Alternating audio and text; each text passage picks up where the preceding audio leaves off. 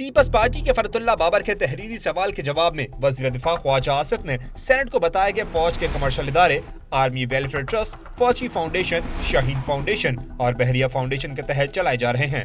روزنامہ ڈان کے مطابق فوج کے زیر انتظام مجموعی طور پر 50 کے قریب کمرشل ادارے چلائے جا رہے ہیں۔ سینٹ کو فراہم کی گئی تفصیلات کے مطابق ملک کے 8 شہروں میں ڈیفنس ہاؤسنگ اتھارٹیز قائم کی گئی ہیں۔ آرمی ویلفیئر ٹرسٹ سب سے زیادہ 16 اداروں کا مالک ہے، جن میں آرمی ویلفیئر شوگر ملز بدین، عسکری جنرل انشورنس، عسکری ایوییشن سروسز، عسکری گارڈز، عسکری فیول CNG اسٹیشنز اور فوجی سیکیورٹی سروسز شامل ہیں۔ فوجی فاؤنڈیشن کے ماتحت 15 اداروں میں فوجی سیریلز، فوجی فرٹیلائزر کمپنی، فوجی سیمنٹ، فوجی آئل ٹرمینل کمپنی اور عسکری بینک نمایاں ہیں۔